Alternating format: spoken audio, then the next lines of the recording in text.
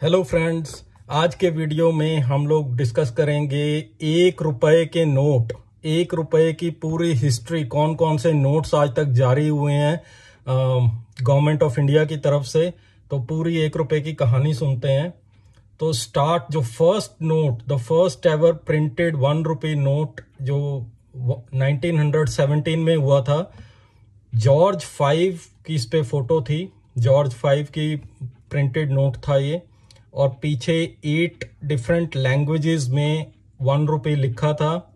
और ये जो नोट था, ये 3 डिफरेंट गवर्नर्स ने साइन किया हुआ था, MMS गबे, AC वाटर्स और H डैनिंग।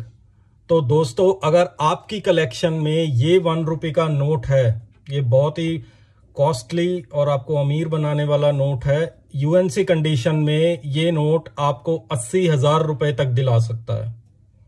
तो ये हमारी कलेक्शन का पहला नोट था, जहां से 1 रुपए के नोट की जर्नी स्टार्ट हुई थी इंडिया में।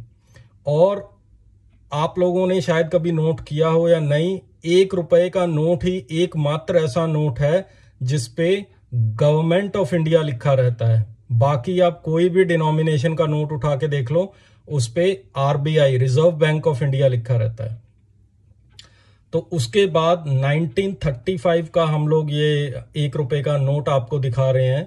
ये ऑफिशियली 1940 में इशू हुआ था, लेकिन इसके ऊपर जो कॉइन इम्प्रिंट था वो 1935 से था। और इस पे जो पोर्ट्रेट था वो भी जॉर्ज 5 का ही था।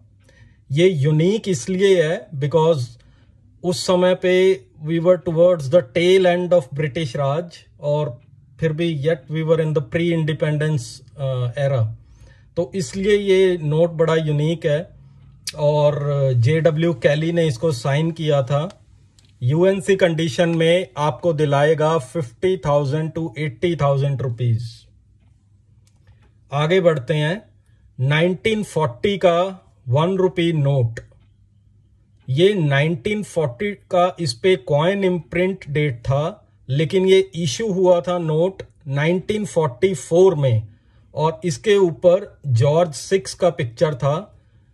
UNC कंडीशन में आपको 40 से 50,000 रुपए इस नोट के मिल सकते हैं।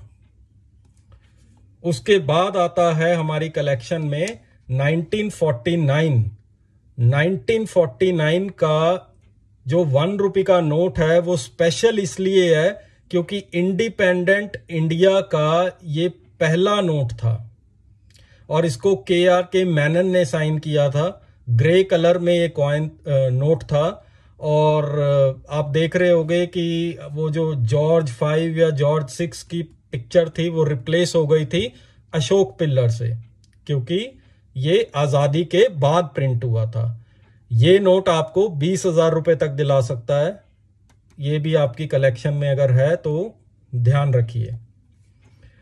उसके बाद 1950 में KG अंबेगांवकर जी का साइन किया हुआ 1 रुपए का नोट आपको 2 से 3,000 रुपए दिला सकता है 1950 का।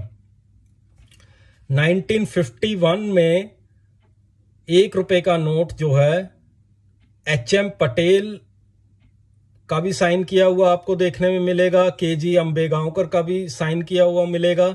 अगर आपके कलेक्शन में HM पटेल का नोट है 1951 का 1 रुपए का, और सीरीज है P से लेके Z तक, तो ये आपको 2,000 रुपए तक दिला सकता है। A से G सीरीज वाले नोट्स जो हैं वो थोड़े से महंगे हैं, वो आपको 3,500 से 4,000 रुपए तक दिला सकते हैं। और जो KG अंबेगांवकर वाला नोट था वो ग्रीन ग्रे कलर में आता था। 2,000 रुपए इसमें आपको मिल सकते हैं अगर वो ग्रीन ग्रे कलर में है। और इसी में एक वॉयलेट कलर में भी नोट इशू हुआ था, तो अगर आपके पास वो वॉयलेट वाला नोट है तो वो आपको 3,500 से 4,000 रुपए दिला सकता है। उसके बाद जो नोट हमारे पास 1 रुपए का है वो है 1957। 1957 HM पटेल का साइन किया हुआ नोट।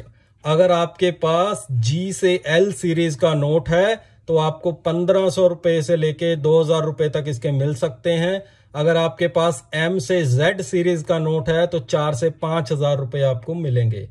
और वहीं पे ही अगर आपके पास 1957 का LK झा का नोट है तो ये रेयर है, और रेयर तब है अगर इसमें Y प्रीफिक्स है और इनसेट में B लिखा हुआ है। तो ये ऐसा नोट अगर आपके पास है जिसमें Y प्रीफिक्स है और इनसेट में B लिखा है, LK झा का साइन किया हुआ है, तो ये आपको 60,000 रुपए तक दिला सकता है। उसके बाद 1964 में S भूतालिंगम का साइन किया हुआ नोट, जिसके पीछे 13 डिफरेंट लैंग्वेजेस में 1 रुपये लिखा है, 1 रुपया लिखा है, और जो कि इंडिया के डाइवर्स कल्चर को भी दिखाता है। ये भी एक रेयर नोट है, और ये एक सिंगल नोट आपको 25,000 रुपये यूएनसी कंडीशन में दिला सकता है। और अगर आपके पास बंडल है तो 25 लाख रुपए तक आप इस नोट से कमा सकते हैं। कैसा लगा वीडियो? मिलते हैं नेक्स्ट वीडियो में दोस्तों। Thanks for watching.